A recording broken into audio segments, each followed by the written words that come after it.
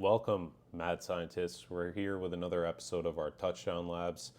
Actually, today we're going to be going over some broadcast film. I don't have access to the All 22, but I want to go over this mess that the Cowboys caused yesterday evening and really putting Cowboys Nation under massive stress going into the second half and almost coming back in this game. And really, what I want to focus on is some of the problems with this team right now. And those are lacking discipline, lacking mental fortitude. Our star players aren't performing to their number one potential. There's certain guys I want to point out here, so let's get right into it with the film. And really what I want to break down here is our last drive in the first half. And I really feel like if we got this to go our way, we potentially could have came back and won this game. This is the type of game-changing plays that we need to have. And when we look at the Chiefs and some of the other teams that are, climbing in our power rankings, they're able to kind of get these things done when it matters. So let's get right into it with the film here. And with Dak, really Dak's able to prove that he is that guy. So I want to focus on a couple of things. Tyler Guyton, he is going through some growing pains right now. Like, you're gonna see Owe come up and he's gonna cause a big problem for him.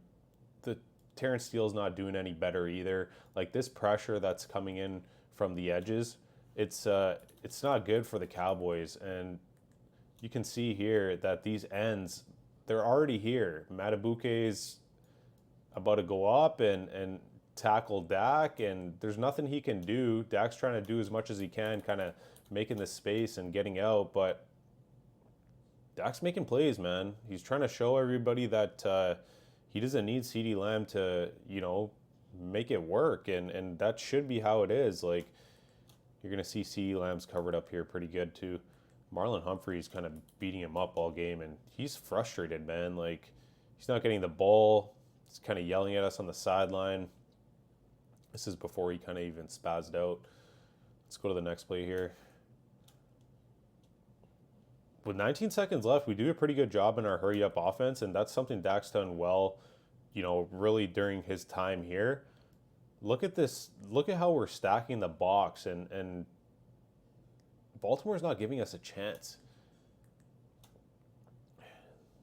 They're actually rushing 4, and they're having one guy spying Dak, which is a pretty good game plan here. Ferguson's covered. CeeDee Lamb looks like he's covered. This looks like Brandon Cooks at the bottom. He's covered as well. Take all this stuff off the screen for us. And, like, CeeDee Lamb's getting it done, man. Like, the only reason we got down here anyways is because he's able to make this catch. And without him, like, we can't really do much as an offense. And he needs to get his head in the game, man. Like, one play he's going off and he's having Nate Wiggins kind of look like a rookie, and then the next play he's fumbling the ball against him, and it's because, he can't keep it secure. I don't know what's going on in his head, but here's, like, Tom Brady talked about this kind of all game. A-plus throws, A-plus catches. He gave Dak quite a few C-plus throws on some A-plus catches guys are doing, but this is the kind of stuff that needs to get done in order for us to win. I'm going to highlight Tyler Guyton right here as well. Like, he's getting beat every single play against Owe, and we put him on, we put him on an island, man. We're not even giving him a chip here or anything. Like, we're not helping him out. Terrence Steele's struggling too. Both these guys are having Dak collapsed in the pocket, and this is the problem. This is where we got that big, huge holding call that negated CeeDee Lamb from getting this pass interference penalty, which is going to put us on the 1 yard line. You know what I mean?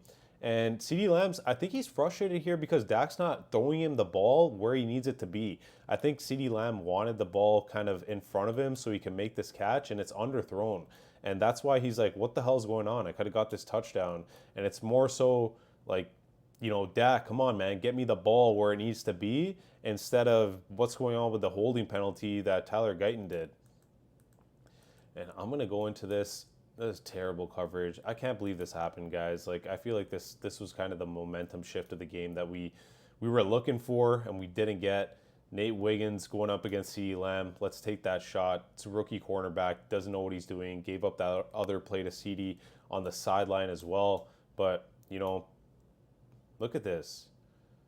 They highlighted it, all highlight it, like these hands getting right to Guyton's chest. He's doing his rip move, and boom, he's already at Dak Prescott. Dak Prescott can barely even get this ball off. You know what I mean? It's not easy. It's not easy here. These points are hard to come by, and CeeDee's snapping, man. This guy's going off, and he wants the ball, and maybe he's frustrated that you know Dak underthrew him there, and maybe Dak underthrew him because he was hoping that he would get the penalty. But these are two leaders on our team. Like, this is Zach Martin, Dak Prescott, CeeDee Lamb. They're not having a good time. And Zach Martin and Dak Prescott are walking away from CeeDee Lamb. It's not a good look. CeeDee Lamb's with his coach.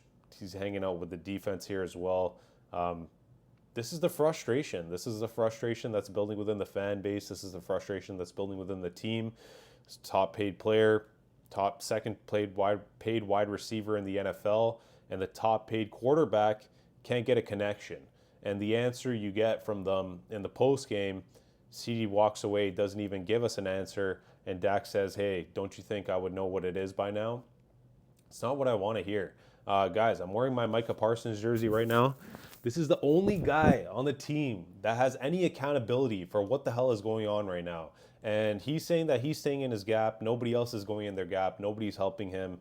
We had a quick turnaround now, 3 days. I really didn't want to go through this game film and go through it with a loss. Like I said at the beginning of the video, I'm happy with the grit and where they came from, but just terribly disappointed that Zim can't figure out this run defense. And it doesn't give me much confidence going into the Giants game on Thursday. And you know what's going to be typical? We're going to beat up on a bad team. We're going to get this W. We're going to be 2-2, and they're going to say everything's fine. And then we got the Steelers coming up on Sunday night the week after. Guys, let's see what happens. I'll break down the All-22 tomorrow. Touchdown Labs out.